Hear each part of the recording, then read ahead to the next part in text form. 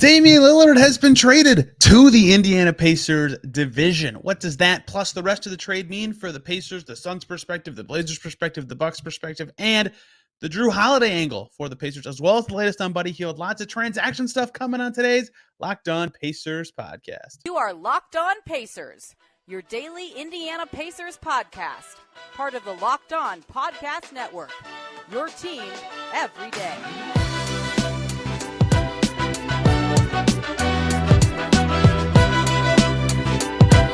Happy Friday, everybody, and welcome into another edition of the Locked On Pacers podcast, where we, of course, talk about the Indiana Pacers. As always, my name's Tony East. I cover the team for Forbes and SI, and today is a fun day for lots of reasons. One being, it's the last Friday before the Pacers are rolling. Next Monday's show, preview and media day, and then it's happening. Media day, right into camp. Next week, it all happens.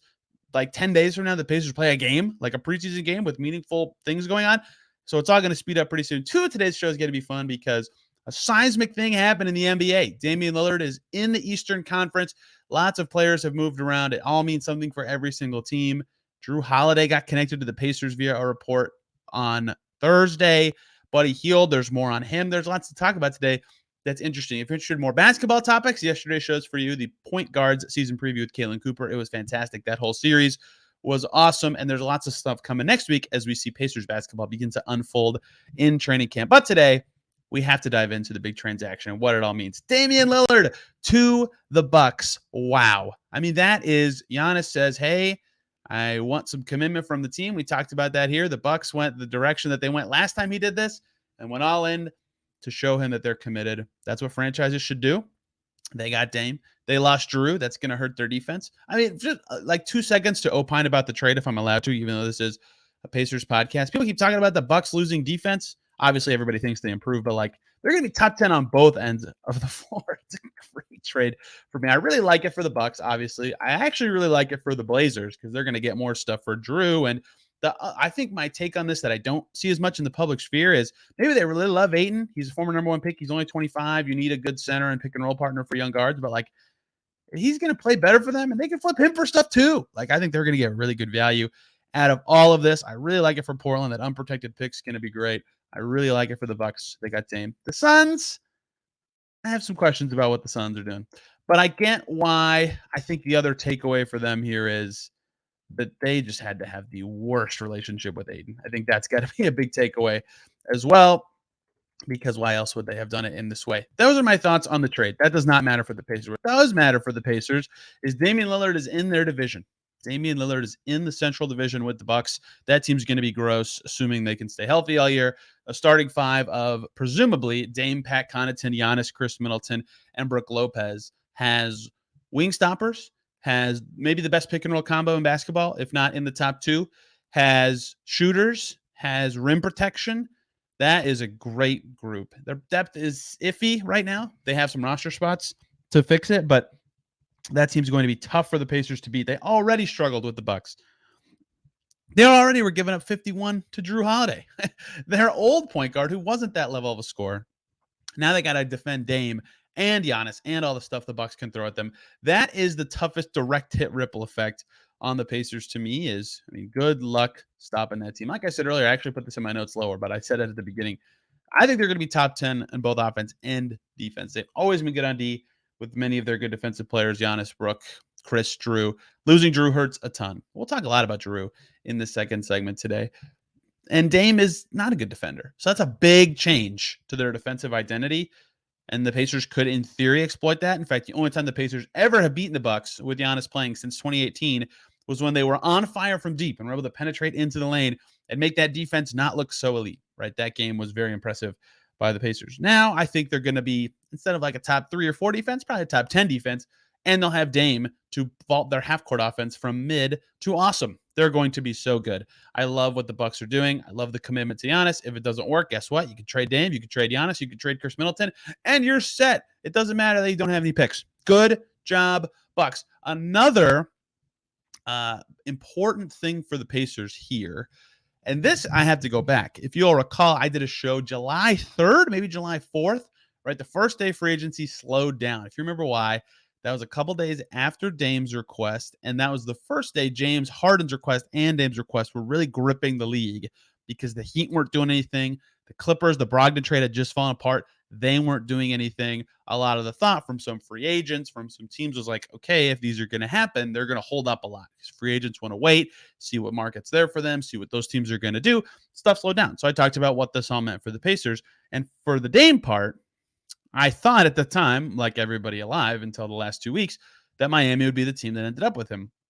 And so, of course, for the Pacers, who were neck and neck with Miami until Halliburton's injury in January and hoped to climb closer to that team, who, of course, they made the finals, but regular season-wise, they were not far apart until the end of the season, right? That's a harder to catch team. That hurts them. But the other factor back then, if you'll recall, was Brooklyn. At the time, if no one remembers, early July, the only two teams people talked about for Dame were actually Miami and Brooklyn. And I think he showed up at a Nets game or something. At some point, him and Mikal Bridges have a relationship. The Nets fell out of it, so that became less of a storyline. But the Nets are a team that the Pacers, in theory, could catch this season with their playoff goals, right? The Nets finished with 45 wins last year, but a lot of those came, especially in December and January, with Durant and Kyrie Irving on the team, two studs. They're, of course, gone. They were still fine with Mikal and Cam Johnson and Dinwiddie. Like, they were a good team. They're set up really well for the future. But they were like not the record was not reflective of the team they finished the season as. And so I still think they'll be probably better than the Pacers, but I think it's possible the Pacers could catch them if things go well for the Pacers. And if they got Dame, that would not have been possible. So those two teams are the two teams I was the most interested in from the Pacers' perspective on what a trade could look like. Well, the Nets actually got back involved late. There's been a lot of reporting about Dame going to Portland Brass after it seemed like this Heat stuff wasn't coming, and saying, okay, the Bucks and Nets are also cool with me, which it shouldn't matter to Portland what he thinks, but I suppose sending him somewhere he wants to go is better than not. And so the Nets did get back in it. Either way, for the Pacers, the teams that finished 6th and 8th in the Eastern, or 6th and 7th, no, 8th is correct, 6th and 8th in the East last year did not get the player that was going to make them way better and fly up the standings. And you could argue the Heat got worse this offseason. Nets probably have stayed about the same. So if the Pacers can get up to that 44-45 win range, they could be right in the thick with those teams in a way that might not have been possible if either of them got Damian Lillard. Probably too much context for what I was explaining there, but the fact that Dame went to a team that was already really good and ahead of the Pacers is better than him going to a team that was, I guess the Heat made the finals. They're good, but in the regular season standings was more attainable for Indiana to actually catch up to. I think from their perspective in the standings, that's probably the biggest takeaway. This does create quite a bit of downside risk for the Bucks too, which later in the decade, when Tyrese Halliburton is in his prime, they should be worse than they could have been otherwise after this. When Dame's contract runs out, that is in theory a long-term impact for the Pacers as well, but that is obviously too early to say. NBA teams change so much. After this trade, the Suns now, they made the finals in 2021, to be clear, have one player left from that team on the roster, and that's Devin Booker, right? NBA teams can change so fast, but that is still something to note for the Pacers in the Central Division long-term. On the Suns' perspective of this trade, they still have interest in TJ McConnell, according to Jake Fisher's reporting earlier today. Someone else reported that a few weeks ago. I can't remember who it was. It's nothing new. We talked about that on the show for a few segments. The tricky part was before this trade, they had nothing that made sense. Cam Payne was their only salary close to McConnell, but because of the second apron, the Suns couldn't actually do that trade. It wasn't legal. They would have had to throw in Ish Wainwright, and I don't know if they wanted to do that or if they didn't, but whatever. They cut Cam Payne. So for a while, it wasn't even plausible. It would have had to be some complicated 3-team trade or something. There was some reporting from Michael Scott about the Knicks and Jordan Warren, Evan Fournier being involved. Forgetting all that for a second, now after this trade, big change in the market for Phoenix, who, if they still have interest in McConnell, which Jake Fisher said on Thursday is the case, they have Grayson Allen now. Grayson Allen, maybe not a player Pacers fans would be like really psyched to watch or cover or anything. $8.5 million on an expiring contract. That is almost perfect if the Suns wanted to make a trade with McConnell. That does fit in. It's legal this year under the second apron. Next year, this trade would not be legal. But right now, Grayson Allen for TJ McConnell is a legal trade. It would help the Pacers with cap space. Next year, Grayson Allen's a fine player, especially if Buddy Hield's traded. That makes even more sense for the Pacers as a potential option to recoup some guard depth. But I don't know that that's something I'd be tripping all over myself to do without maybe some more draft capital coming if I'm the Pacers, unless TJ McConnell's just not in my plans at all. But Is Grayson Allen going to be in their plans at all? Who knows? But either way, that is now something that I would keep an eye on, just because that is back on the table as a possibility, because Grayson Allen is a tradable salary that actually is possible with TJ McConnell. Now remember, Grayson Allen cannot be aggregated with other salaries for a month or 2 months, excuse me. So November, basically Thanksgiving, Grayson Allen would have to be traded alone because of the way that this Dame trade just went down. So it's not going to be Grayson Allen plus something else on the Suns for McConnell. It would literally just be Grayson Allen for McConnell, unless the Pacers threw in an extra salary. And so I don't think that's necessarily that important to this, but I still wanted to throw it in. So that is something that opened up from the Suns' perspective, is the McConnell hopes that they used to have maybe are more possible now because Grayson Allen is on their team. I think they got a little worse from this. I'm not going to lie, but that is just me. The Blazers, I talked about them a little bit before. This is my transition. They got Jrue Holiday, but all the reporting and common sense says Jrue Holiday is not going to be there very long. In fact, to me, if I'm the Blazers, I don't even want him on the team by media day.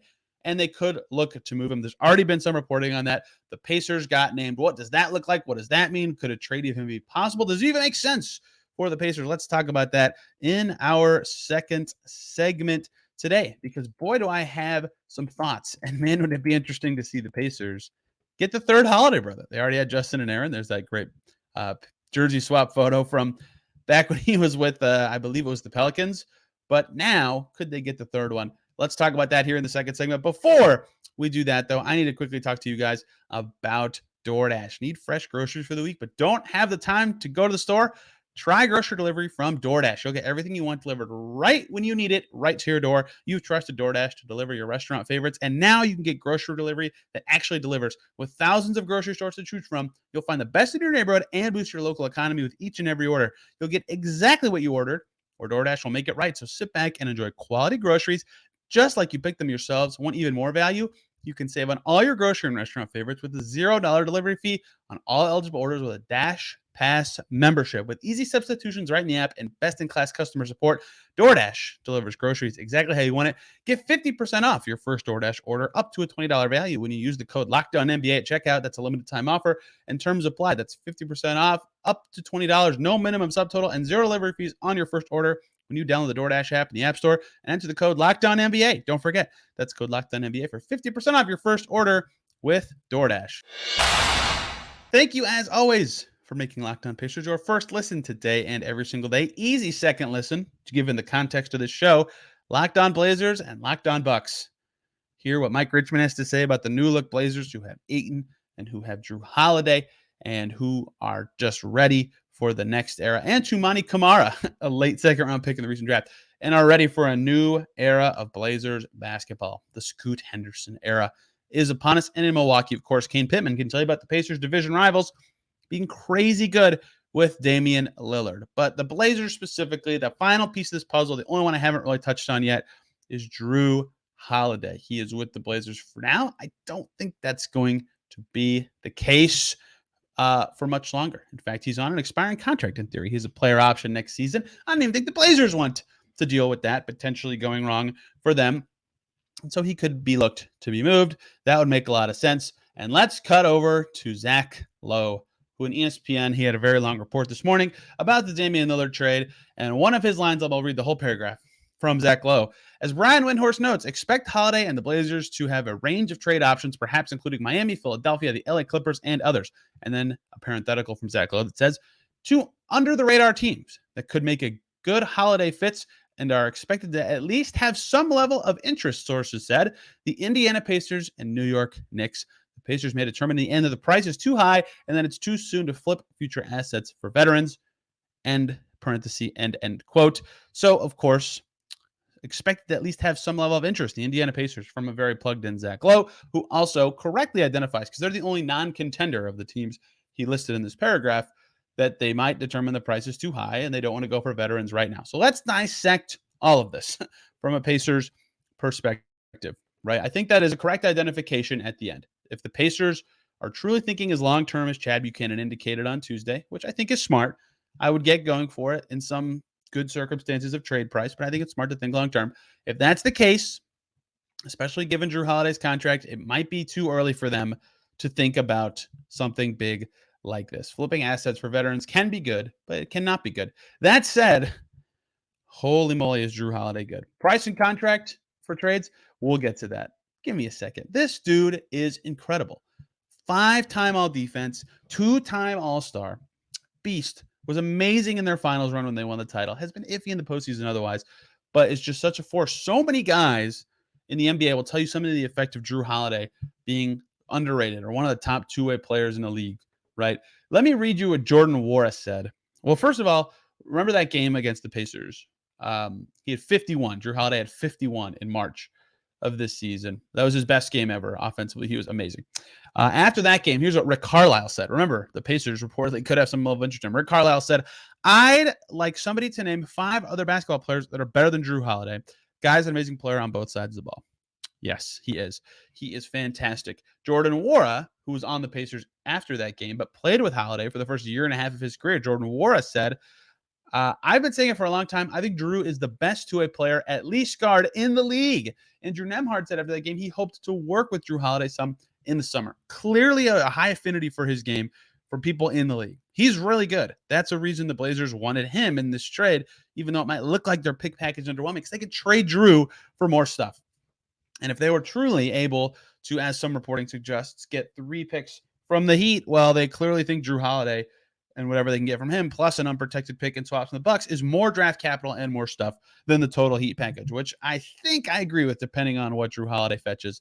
We will see. That is not super important to this Pacers perspective. Here's a Jrue Holiday thing that I think is kind of getting lost when people have talked about him in these trade discussions. This isn't just specific to the Pacers. I've heard this and read this in a lot of places. Jrue Holiday is a wing on defense. Kind of. Okay, he can guard any perimeter position. He's kind of like Bruce Brown in that way, although he's a little stockier, but he's an inch shorter. Like Bruce Brown, because he doesn't handle the ball and isn't the point guard, no one thinks of him as a point guard. He's thought of as like a guard-wing hybrid. He guards wings. He can play on the perimeter. Jrue Holiday is a lot like that to me, and he can be a wing stopper. He'd be the best defender on the Pacers, especially on the wing, by a mile, and that makes him extremely, extremely valuable. There's a reason he's 5-time All-Defense. He would be a plug-and-play fit with probably 25 teams in the NBA. He would be awesome on the Pacers. He would fit very well with Tyrese Haliburton. We've seen him play well alongside Giannis. 39.5% from 3 with the Bucks in his last 3 years. So playing alongside stars, he hits open shots, right? Like he's just really effing good. And the Pacers gushed about him after he crushed them. And the first note I'll make about his contract is it's not an overpay. 2 years left at a total of about $73 million. Not an overpay at all. Remember when he got extended and people thought it was an overpay? They were wrong. He is awesome and on a very fair contract. But, listener, let me talk about what Zach Lowe's hedge was at the end. The price, the contract, the timing is all important for the Pacers because this is the exact same conundrum as OG Anunoby for the Pacers. He's got a player option. He does not have 2 years left on his deal. Jrue Holiday has 1 year left on his contract, and he's an unrestricted free agent.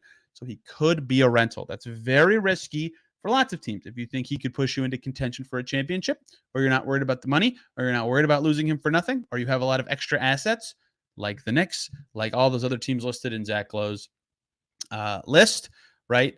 These were all contenders or teams with extra picks. Miami, contender. Philly, kind of extra picks because of the Ben Simmons trade, also a contender. The Clippers, a contender. The Knicks, extra picks and quasi-contender, although I'd say no.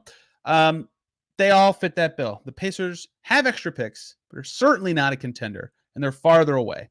I suppose they have enough. They have 1 extra first. They could be classified as an extra picks team. Either way, it's a tricky proposition for them at their current state. They only won 35 games last year. That makes it tricky. The second part of this that is tricky is salary matching, right? You have to trade out salary to get guys back. And Jrue Holiday, who is going to make $35 million this season, is no exception. They have to send out a lot of money to get him back. For the Pacers, who have $7.5 million of space, they have about $27.5 million going out. They don't have a single player who makes that much. So it has to be 2 guys. It has to be at least 2 guys. Obviously, everybody's going to rush to say Buddy Hield. He's on the trade market. Perfect start. I agree. You need a second player there. Maybe it's Tice. Maybe it's McConnell. There's a lot of ways this could look. But There's also draft capital on top of that. So maybe if it's 2 vets in the picks, if the Pacers don't mind the vets or they're not on their timeline, that's fine. That makes sense. But then the draft capital comes into play. And if it's a positive value veteran going away, you have to weigh all of these factors in. And it's not like the salary matching is a hurdle. It's just something else the Pacers have to consider in a trade like this. So like OG, it's the same question.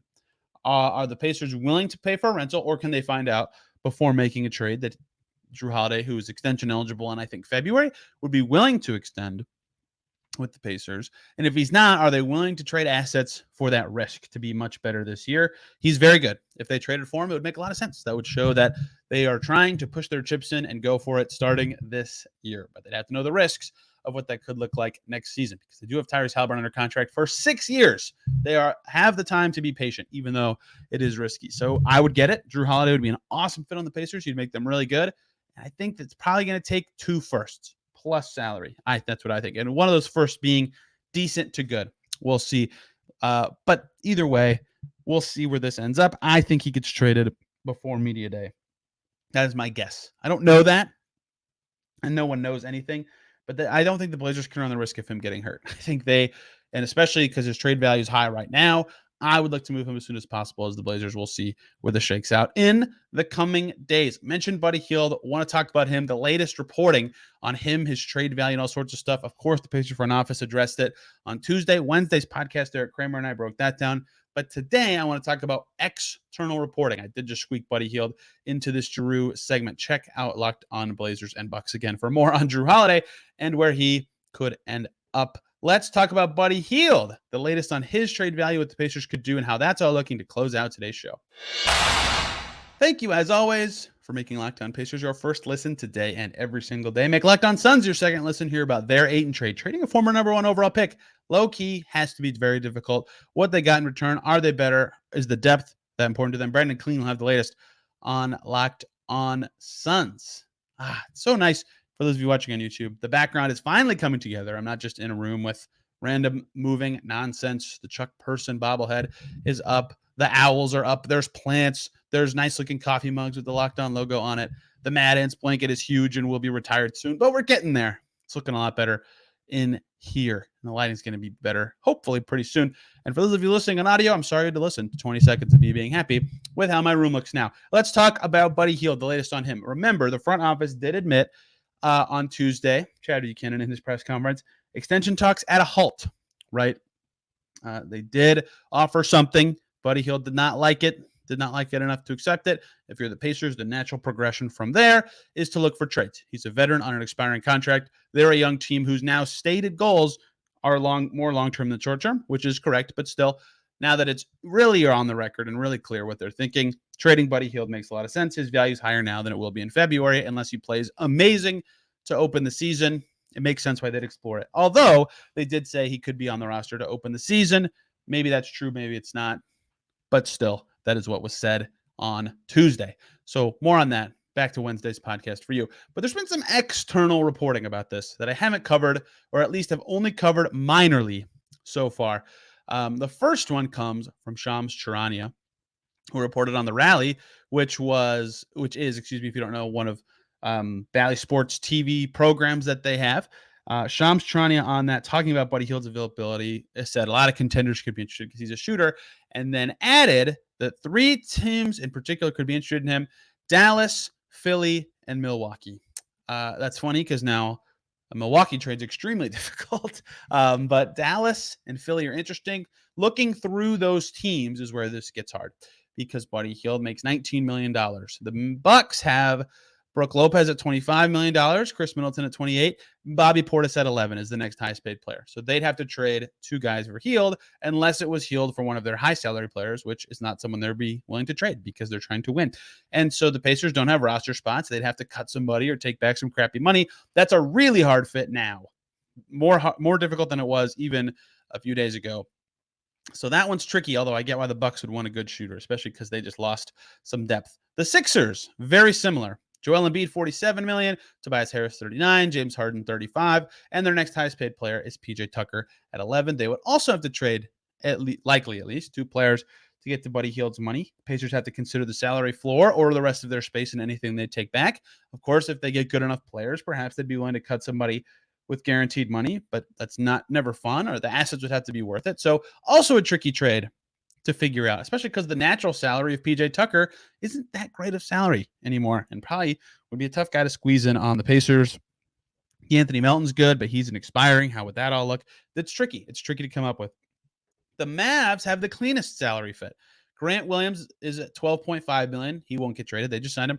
Rashawn Holmes is at $12 million. That's too low. Pacers have no use for him. Same with Maxi Kleber, although he's better than Rashawn Holmes. Kyrie Irving's at $37 million. Luka's at $40 million. And the only player in between, and the only guy on any of these three teams that makes a lot of sense, is Tim Hardaway Jr., who's almost a perfect salary match with Hield. He's at just under $18 million this coming season. The problem is twofold. One, he has money guaranteed next season. In fact, he has quite a bit of money guaranteed next season. Problem number two, he's worse. He is a worse player than Buddy Hield. He is better defensively. He can handle a little better, but Buddy Hield's shooting is more valuable than Tim Hardaway. So not only would the Mavs have to pay a little bit of value for the improvement in player, they'd also be paying for the money that the Pacers would be adding next season. And that's tricky for the Pacers. At least I would think so. I guess I haven't truly asked anyone on the team about this, because with Hield being a free agent next year, adding $17 million cuts into your cap space, which they could have quite a bit depending on how some moves go, how some option decisions go. Even if a lot of their options get picked up, they'll have significant cap space. Cutting into that for a Tim Hardaway, they'd have to be paid assets to make up for that. I'm not sure the Mavs have those. They've made a lot of trades recently involving their first-round picks. So I think that's probably the most natural fit of those three would be Dallas. Buddy Hield has a house in Dallas. In fact, normally I'm not going to share where players live and have houses in the offseason, but the Pacers literally had a shoot around there. There's a whole video on it. So that one's already out in the public world. They make the most sense of these teams, but they're all kind of tricky for different reasons. Although, again, I think lots of teams should have interest in Hield. I wrote my own separate piece about teams that I think should have interest in him. Miami, Toronto, and the Lakers were the three I used. I mean, but you could name any team, and I'd be like, yeah, I get it. They need shooting, or yeah, I get it. They're a contender. But those are the three that have been reported to have interest in Hield. The other part of this that's been reported is from Mark Stein about Buddy Hield's trade value. This was very, very interesting to me and made me think more about something I've already said. So I'm going to give a mea culpa here in a second. Mark Stein, in a report in the Steinline newsletter, was talking about how he on the radio, he has a radio show every Saturday in Dallas called 97.1 The Freak. And Mark Stein said in his newsletter that he made the case that Buddy Hield's shooting ability should give the Pacers hope that they can get a first-round pick for Hield between now and the trade deadline. That's what I am used to. Talked about some comparable trades of D'Anthony Melton, Josh Hart, and Christian Wood, mostly because of their contract situation, but also because of talent. Although some of those guys you could argue are better. I think, in fact, all three of them are better than Buddy Hield, but Buddy Hield's a better fit with a lot of teams than him. Either way, Mark Stein's reporting says, a few rival executives who either heard my take or read about it later let me know afterward that they disagree. The handful of execs I spoke to post-show were unanimous in their view that Hield's looming free agency, with his only this season left on his contract at $19.3 million, will complicate Indiana's efforts to generate offers that feature more than multiple second-round picks attached to the contracts needed to match Hield's salary. At first, I thought, interesting. Then I thought, you know what? That makes sense, and maybe I was too hasty. I think that a lot of any Hield return, whatever it comes, to me, draft compensation should be the Pacers' goal. They're a pretty deep team already. But I suppose I get that. I think their return in terms of picks comes down to the money they take back. They take back really crappy money. Think Davis Bertans. Well, it's not that crappy, but he's not really necessary in OKC. Or like Evan Fournier, who keeps saying, why am I on the Knicks, publicly to reporters? If they take back that kind of guy, maybe they could get a first for that. Funnily enough, OKC and New York have too many picks. Maybe that could be a way to get a late first or a protected first or something for Buddy Hield. But seconds kind of do make sense. The more I really dove in to some past trades, I wrote about this in the story that I did on what Stein said. But thinking back to some not so long ago trades, right? Last February, this was 7 months ago now, the trade deadline that just happened.